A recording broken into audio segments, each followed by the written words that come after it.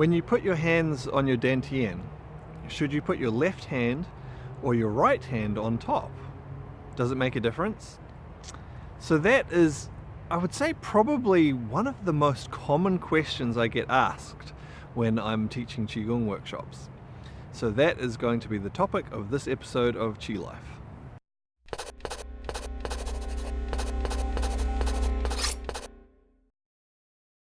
So it's one of those small details of Qigong practice.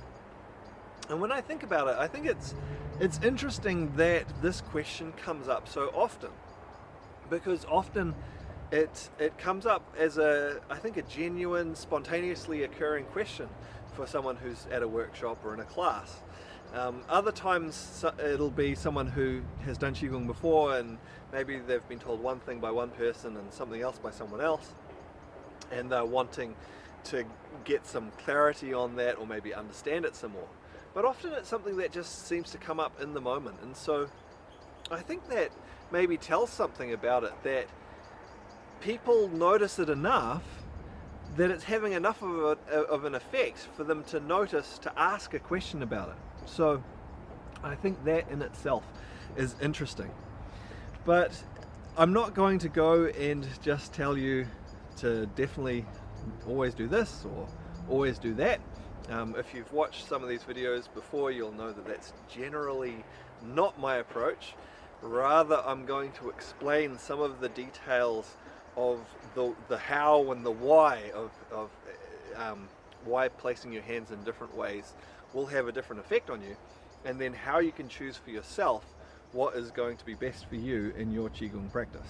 So to start out with, at a very basic level, what effect does just placing your hand anywhere on your body, it doesn't have to be on the dantien, but anywhere on your body, have? Well, it does a few different things. The first thing is it creates a physical stimulation. This is more obvious if you move that hand around, because this is obviously going to create a physical stimulation wherever it touches. But even just sitting there, it creates some pressure, so the body where it's touching is going to respond to this. It has to respond to that physical stimulation, whether it be rubbing or just held still. So this is going to do something to the energy, activate, stimulate the energy. The next part is that by touching somewhere in our body, it draws our attention and our awareness there. So internally, our neurological pathways connect to our awareness there. Generally that means there's going to be more nerve activity, more blood flow, more cellular activity as we pay attention to this place. So physical stimulation, awareness also activating it. And then the last part is the palm of the hand itself. Naturally we have strong energy down into our hands. We use our hands for fine motor skills to interact with the world around us. And this means that we have strong neural pathways, we have good blood flow, and we naturally send our attention there. So we naturally send energy down and out through our hands. Our hands are natural for radiating, actually for also taking in energy, but for sending energy out. So when we place our hand somewhere, there's energy radiating out through our hand and into wherever we place it. So physical stimulation from the touch, internally the awareness, and then the energy radiating from the hand. All of these things together help to stimulate the energy.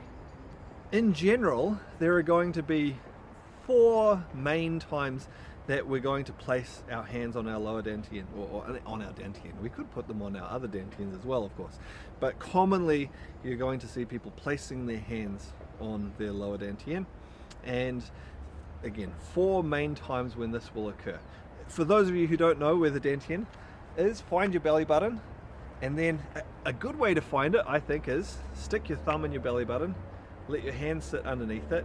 Underneath the middle of your palm of your hand, that's going to be about where the dantien is. So it's a few inches below your belly button and it's in the middle of your body. So we're just sitting in front of it on the surface of our body. So those 4 main times. One is going to sometimes be at the beginning of a practice session or a particular kind of practice. Sometimes we will start by placing our hands on our dantien to activate the energy inside. Again, that touch, so the physical stimulation, the awareness, and then the energy from the hands is going to activate the energy in our center, ready to start to be circulated and moved out around the rest of the body. Now, often in that situation, sometimes it can come just by placing the hands, other times it will sometimes be accompanied by massaging movements to activate that energy. So beginning of your session is one common time. The second common time where you'll see this happening is part way through a session, when you're transitioning from maybe one type of practice to another. You might have been doing, who knows what, moving the energy around, circulating it, and then let it settle in the middle of your body, in your dantien, before you move into whatever the next phase is, when you might move the energy in a different way. And so this is a natural way to have the energy circulating, gather, and then move into the next phase. It makes that phase, that transition, much smoother. The third time is going to be often at the end of a practice, and this is very common. At the end of a practice, whatever you may have been doing, to bring your hands onto your lower dantien, and this is a way to settle and calm the energy that you might have activated, whatever it's been doing. Settle it, calm it in the middle of your body, and then so it can be stored as well as calmed in the middle of your body. So you don't just let the energy keep running around and possibly be dissipated. You're going to keep it, store it, so you can use it for later. The fourth time that you'll commonly see this, and this is less common than the others, and this will be when you're doing practices specifically focusing on working on balancing or activating the dantien or working with it in some way.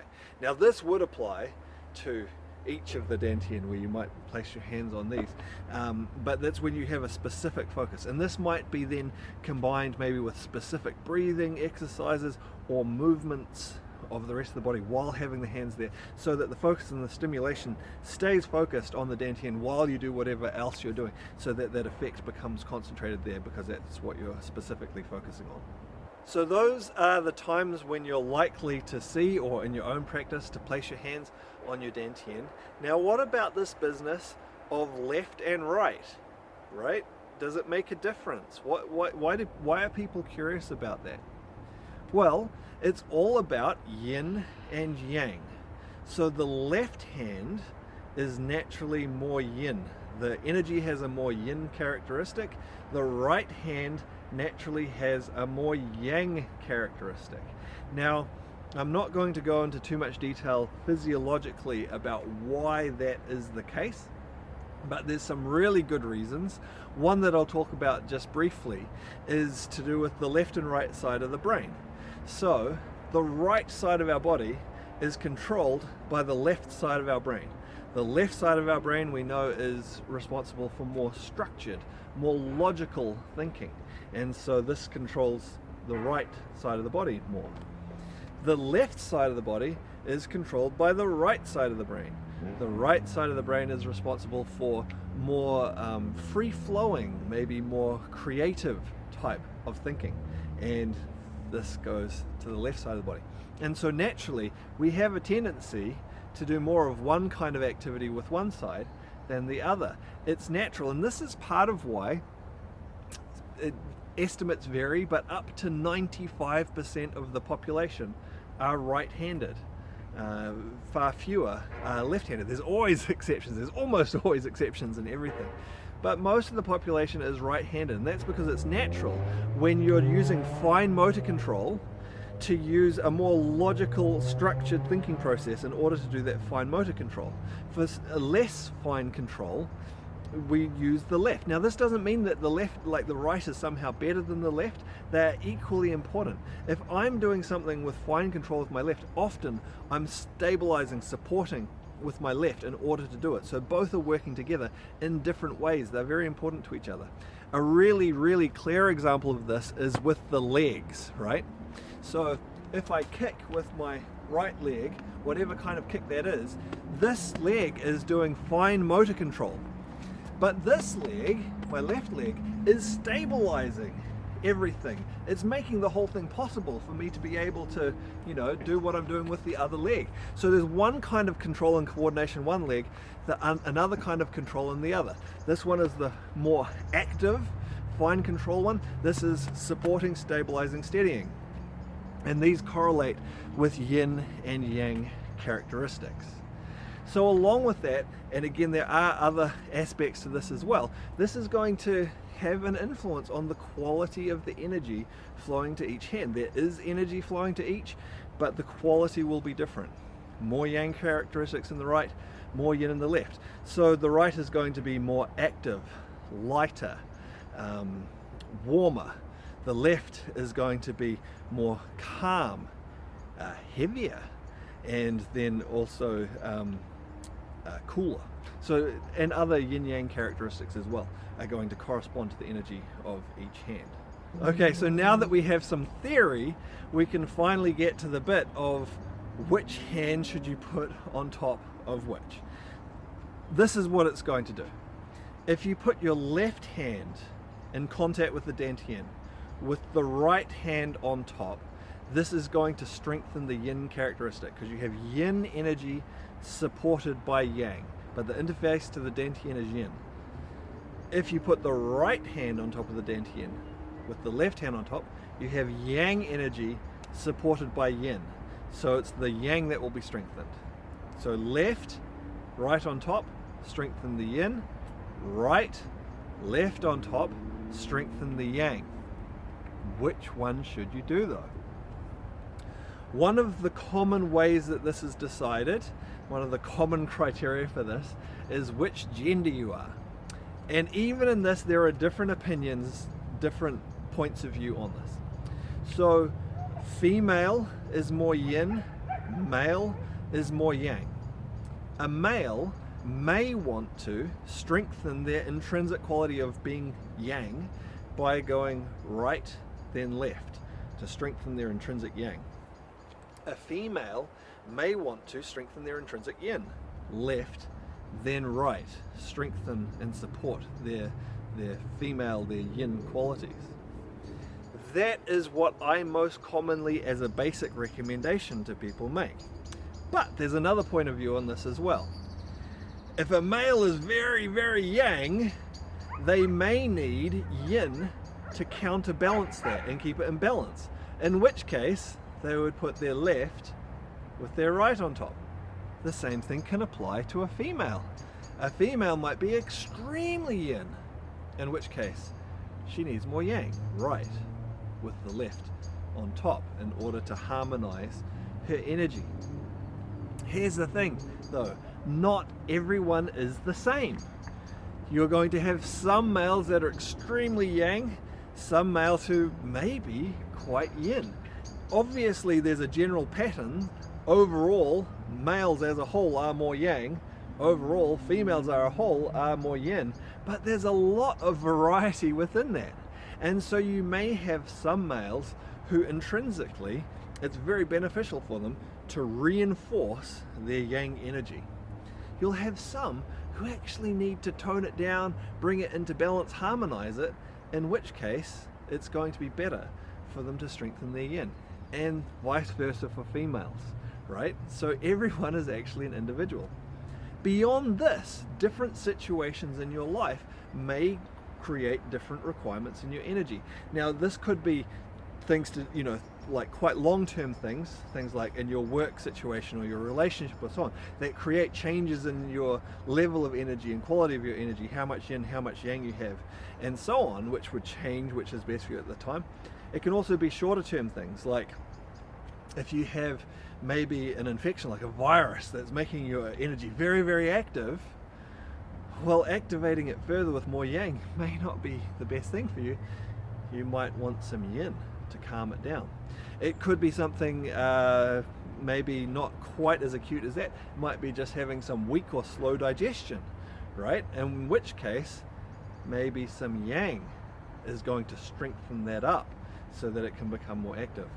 And so the question of which one you should do, how can you choose? A few criteria. You could do it based on your gender. I recommend that you play with this. To begin with, you may not really be able to feel the difference if you're early in your Qigong practice.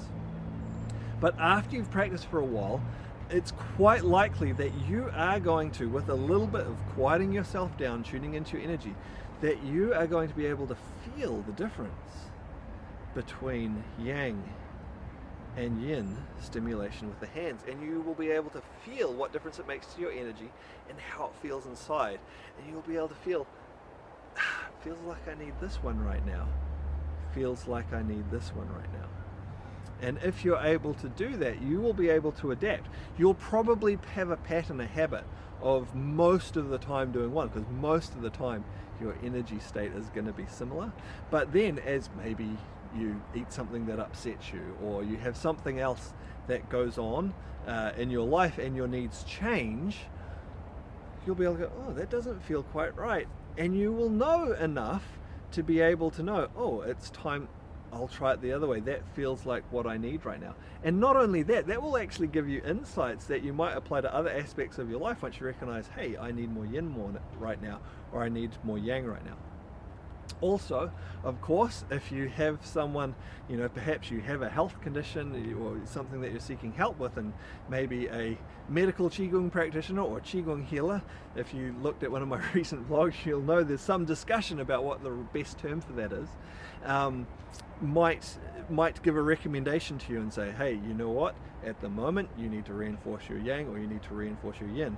You'll be able to tune into that more effectively and understand that recommendation and implement it more effectively. So hopefully that was useful to you, interesting to you. I certainly know I get asked that question enough. Hopefully it gives you enough pieces of information for you to be able to work with and interpret for yourself, to really feel and understand what's happening with this small detail in your Qigong practice. Look, as usual, I hope you've enjoyed the vlog, and if you could like, comment, subscribe, share it with other people, that would be really awesome. I am hoping to reach lots of people with the channel, and I look forward to seeing you on the next one.